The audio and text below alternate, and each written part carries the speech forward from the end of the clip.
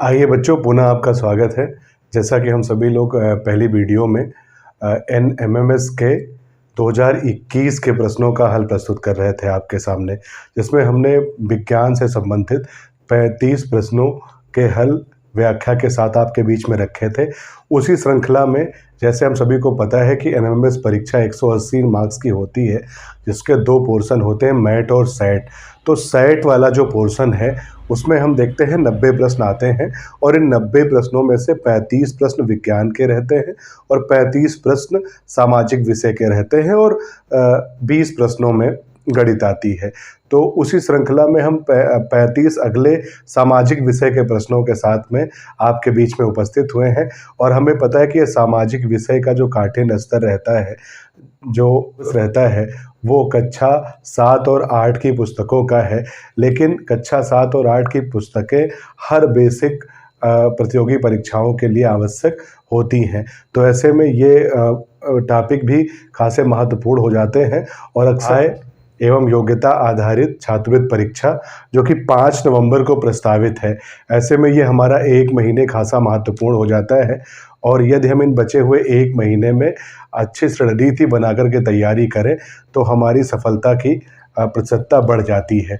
तो आइए चलते हैं, एनएमएमएस के 35 प्रश्न विज्ञान के हम लोग 2021 के हल कर चुके हैं और उसी प्रश्न पत्र में से अगले 35 प्रश्न सामाजिक विषय के हैं उनको हल करने की तरफ बढ़ते हैं। और हर प्रश्न एक ऐसे पॉइंट को इंगित करता है जहां से प्रश्न आते हैं, तो ऐसे में उसकी थोड़ी व्याख्या हमारी तैयारी को और बढ़ा सकती है। तो चलिए हम करते हैं। हमारा सबसे पहला प्रश्न है किस वर्ष में बंगाल 2 भागों में विभाजित हुआ था। तो सबसे पहले ये जान लेते हैं, ये वाला प्रश्न हमारे राष्ट्रीय आंदोलन का है। हमें पता है कि हमारा देश बहुत वर्षों तक अंग्रेज़ों का गुलाम रहा है और आज़ादी की लड़ाई में कई ऐसी घटनाएं हुई हैं जो हमारे लिए महत्वपूर्ण हैं। तो वहीं से ये प्रश्न आया है कि किस वर्ष में बंगाल 2 भागों में विभाजित हुआ था। तो इसका सीधा सा उत्तर है 1905 में, यानी बंगाल का विभाजन, जिसे हम बंग भंग भी कहते हैं। यानी अंग्रेज़ों ने, ब्रिटिशर्स ने बंगाल का विभाजन किया था सिर्फ इस काल से कि 1905 तक आते आते भारत में राष्ट्रीय चेतना जगने लगी थी। यानी भारत के स्वतंत्रता संग्राम सेनानियों के बीच या बुद्धिजीवियों के बीच ऐसी बातें अब मुखर होने लगी थी कि हमें अंग्रेज़ों से निजात मिले। तो अंग्रेज़ों ने इस राष्ट्रीय चेतना को दबाना चाहा। यही कारण था कि उन्होंने बंगाल का विभाजन किया था 1905 में। बंगाल के विभाजन की घटना का विरोध किया था उस समय राष्ट्रीय कांग्रेस ने। और भारतीय राष्ट्रीय कांग्रेस, जैसा हमें पता है कि इसकी स्थापना 1885 में ही हो गई थी। तो राष्ट्रीय कांग्रेस ने इस घटना का विरोध किया और इसके विरोध में ये बंगाल विभाजन की जो घटना है जुलाई 1905 में प्रस्तावित की गई थी। और उस समय जो अंग्रेज़ों का वायसराय था वो था लॉर्ड कर्जन। तो लॉर्ड कर्जन के कार्यकाल में विभाजन किया था, बंगाल का विभाजन हुआ था। तो एक प्रश्न वहाँ से भी आ सकता है कि किसके कार्यकाल में बंगाल का विभाजन हुआ था। तो हमें इस याद रखना होगा कि लॉर्ड कर्जन का कार्यकाल था, उस समय भारत का वायसराय लॉर्ड कर्जन था, जिसके कार्यकाल में बंगाल विभाजन की घटना हुई थी। इसे हम बंग भंग के नाम से भी जानते हैं। और इसके प्रतिकार या विरोध के फलस्वरूप में 7 अगस्त को भारतीय राष्ट्रीय कांग्रेस ने स्वदेशी आंदोलन प्रारंभ किया था और बहिष्कार प्रस्ताव पास किया था। और साथ साथ में 16 अगस्त 1905 को पूरे बंगाल में शोक दिवस मनाया गया था। तो इस तरह से ये वाला प्रश्न हमारे लिए महत्वपूर्ण हो जाता है। हमारा दूसरा प्रश्न है, भारत के अंतिम वायसराय कौन थे। तो देखिए, जब अंग्रेज वैसे आए तो भारत में व्यापार के दृष्टिकोण से व्यापार करने के लिए, लेकिन उनका यह व्यापारिक दृष्टिकोण धीरे धीरे भारत में शासन करने की मंशा में बदल गया। और इस शासन करने की मंशा के कारण ही अंग्रेजों ने भारत में कैसे कुशल प्रशासन किया जा सके, अच्छा शासन किया जा सके, इसके समय समय पर उन्होंने कई एक्ट बनाए को हम रेगुलेटिंग एक्ट के नाम से जानते हैं। और अंग्रेजों की यह धारणा थी कि हर 20 साल में वो अपने नियमों में परिवर्तन करते थे और उन्हीं नियमों में परिवर्तन के फलस्वरूप ही ये भारत में उनके उच्चाधिकारियों के नाम बदलते रहते थे। जैसे इसमें आपसे पूछा गया है भारत के अंतिम वायसराय कौन थे, तो इसका उत्तर हो जाएगा भारत के अंतिम वायसराय लॉर्ड। यहाँ से कुछ प्रश्न और बनते हैं। यदि हमसे प्रश्न कर लिया जाए कि भारत के, हमें पता है कि अंग्रेजों ने अपनी प्रशासन की शुरुआत कह लें बंगाल से की और बंगाल का जो प्रथम गवर्नर था, बंगाल का जो प्रथम गवर्नर था वो था रॉबर्ट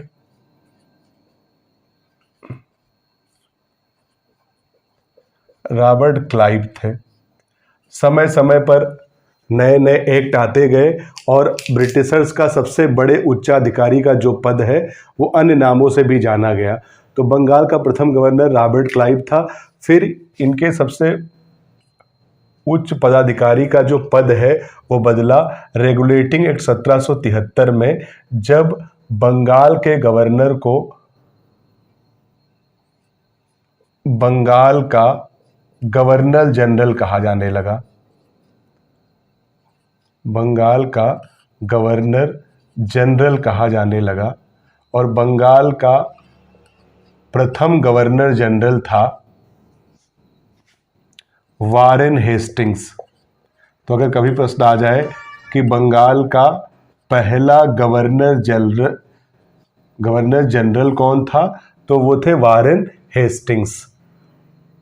फिर चार्टर एक्ट 1833 में ब्रिटिशर्स के सबसे उच्चाधिकारी के पद का नाम चेंज हुआ और इसे अब भारत का गवर्नर जनरल कहा जाने लगा। तो अगर प्रश्न आ जाए कि भारत का प्रथम गवर्नर जनरल, भारत का प्रथम गवर्नर जनरल कौन था, तो उसका उत्तर हो जाएगा कि भारत का प्रथम governor general Lord William Bentinck थे। भारत के प्रथम governor general Lord William Bentinck थे।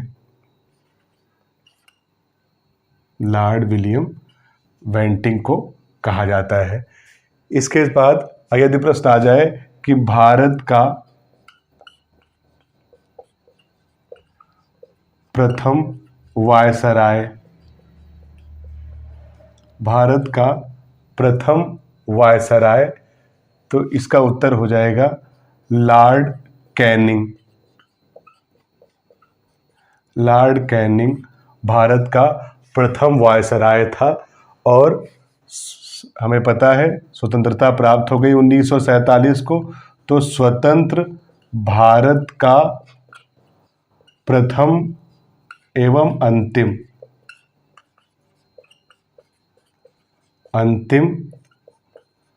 गवर्नर जनरल, स्वतंत्र भारत का प्रथम एवं अंतिम गवर्नर जनरल,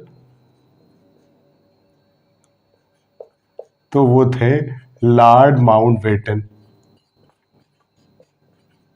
लॉर्ड माउंटबेटन, जिनके कार्यकाल में ही भारत पाक विभाजन हुआ था।